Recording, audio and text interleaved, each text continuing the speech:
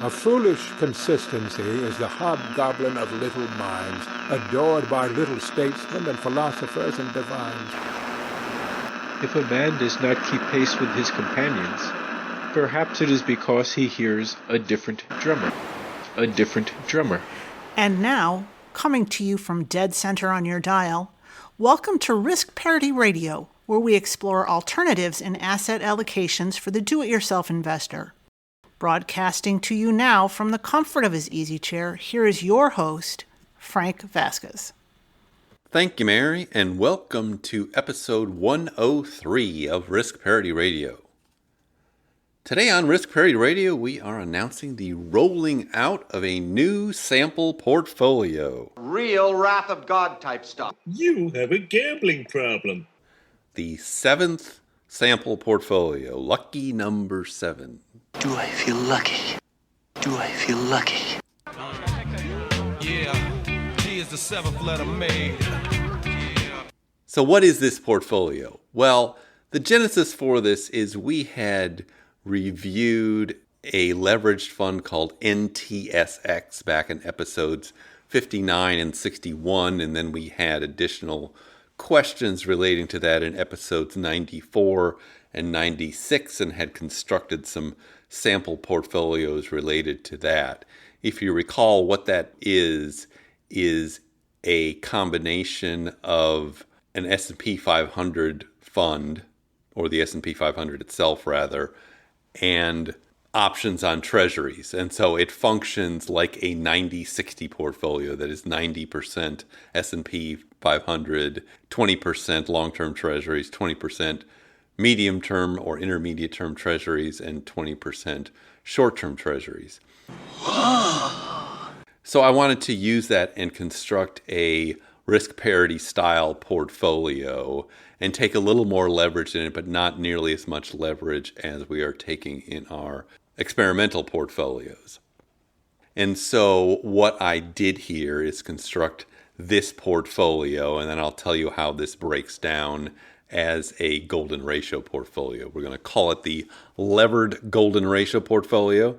I'll drive that tanker. And it is 35% NTSX, that leveraged fund. It is 10% TNA, which is a leveraged Russell 2000 fund that follows IWM, if you're familiar with that ETF. I don't think it means what you think it means. 10% in TMF, which is a leveraged long-term bond fund, 25% in GLDM, which is gold, 15% in a REIT O, where you're using for this, and then there was 5% left over for this, and we could have done that in cash if we wanted to make it conservative. However, I thought it'd be more interesting to put in some speculative elements that are relatively uncorrelated. So I took 3% in VXIM, which is a volatility fund of intermediate duration.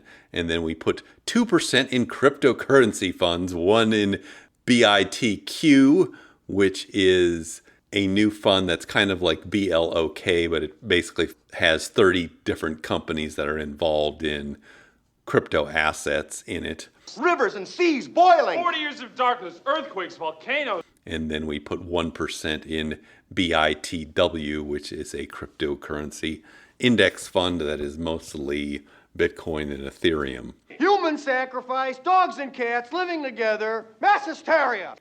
And so that adds up to 100%. I think that 5% is just for fun, really.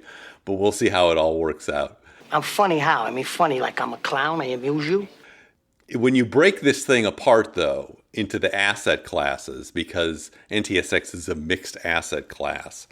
So what this really plays like is having 61% in stocks divided into two funds, 31% in SPY, an S&P 500 fund, and 30% in IWM, which is a small cap fund. So basically you have half of that in large cap and half of it in small cap, both blended. Yeah, baby, yeah! And then it's got 37% in long-term treasury bonds, which are similar to TLT, 25% in gold, that's GLDM, 15% in REITs, that's the O, and then it's got 7% in intermediate treasuries, which which is equivalent to a fund like VGIT, 7% in short-term treasuries, which is equivalent to a fund like SHY, and then this 5% in other assets, that is 3% volatility and 2% crypto-related. So if you look at the ratio between those allocations, You are talking about the nonsensical ravings of a lunatic mind. 61% to 37 is close to the golden ratio. 37 to 25 is also close to the golden ratio. 25 to 15, same thing.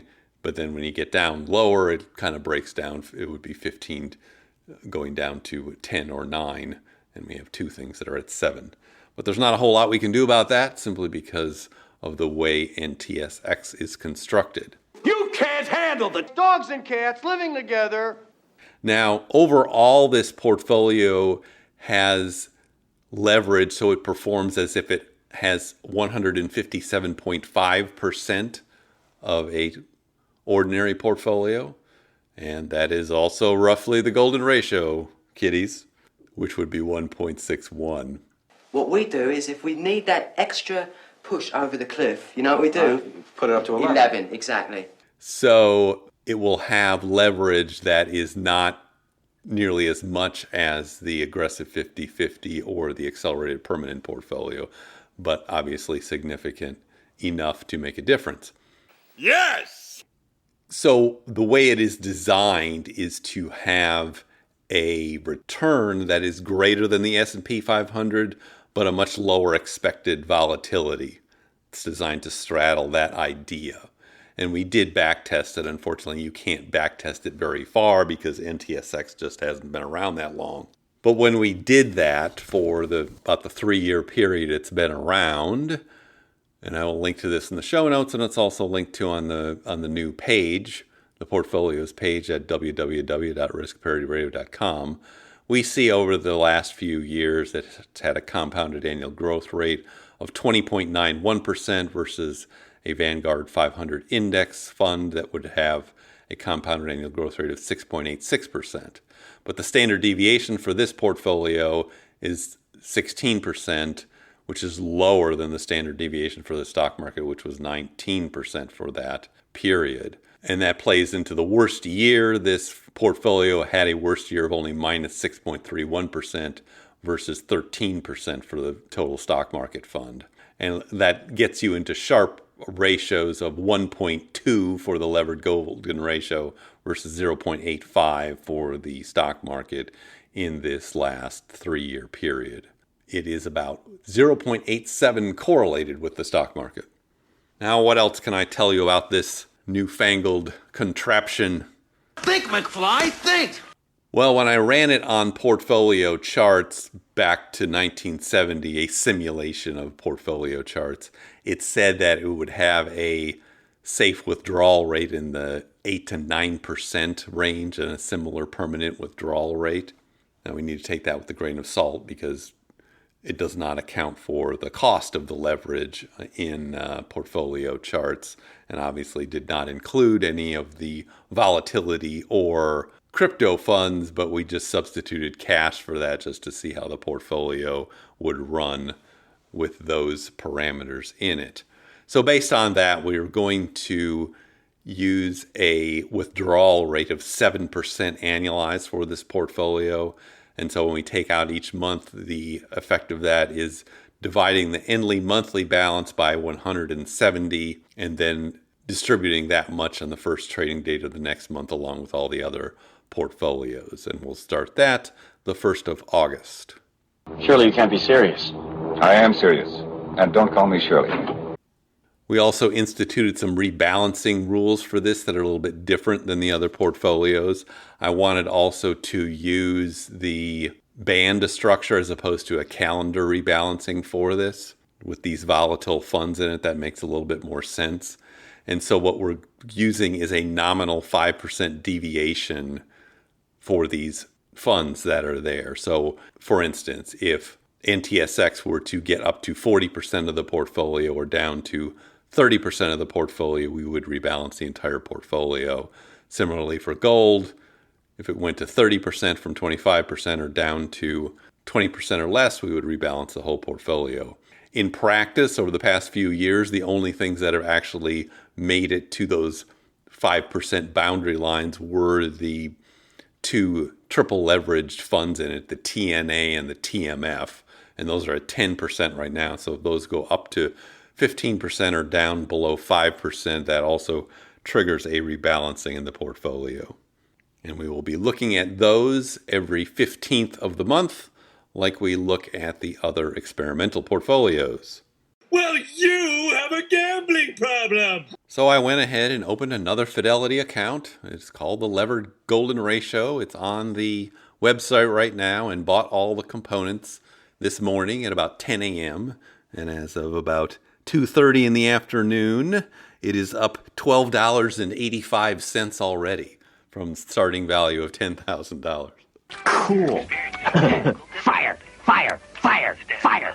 But I think this will be a useful and interesting experiment and may help some of you who are looking for something with some leverage but not overly leveraged.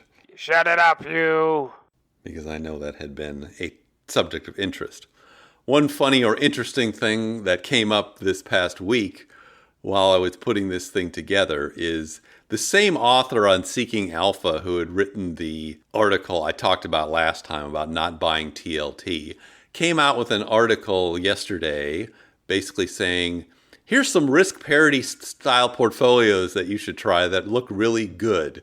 And one of them was using NTSX to construct, which I thought was funny. Funny how? Another one uses a ETF called Swan, which is a black swan ETF. That is interesting, and we may analyze it at some point. What's in that thing is mostly treasury bonds of short, intermediate, and long-term duration designed to average out to a 10-year treasury bond allocation.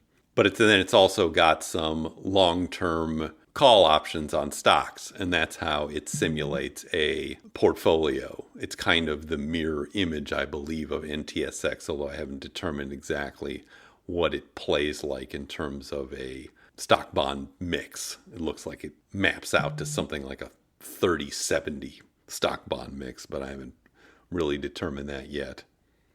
But I thought it was funny that the same author who was deriding the use of treasury bonds came up with risk parity style portfolios that, lo and behold, have lots and lots of treasury bonds in them, even if they're not directly selected, but are part of these funds that he's used to construct his risk parity style portfolio. But we're getting the cognoscente to come around here, slowly but surely. Everything is proceeding as I have foreseen.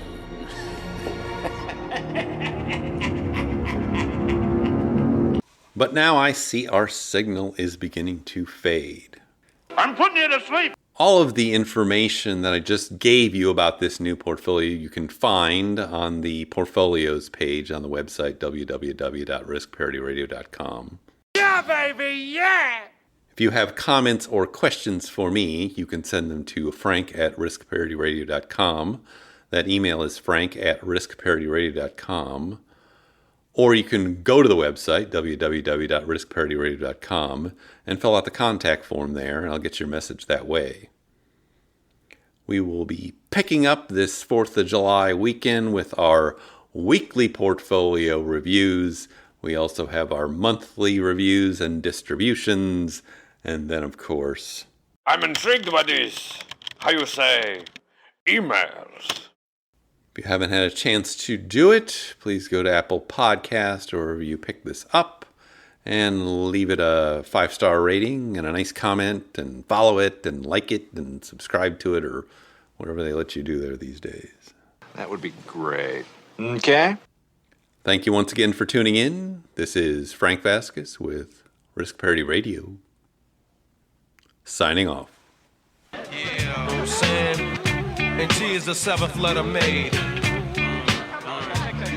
Yeah, G is the 7th letter made. The Risk Parity Radio Show is hosted by Frank Vasquez. The content provided is for entertainment and informational purposes only and does not constitute financial, investment, tax, or legal advice. Please consult with your own advisors before taking any actions based on any information you have heard here, making sure to take into account your own personal circumstances.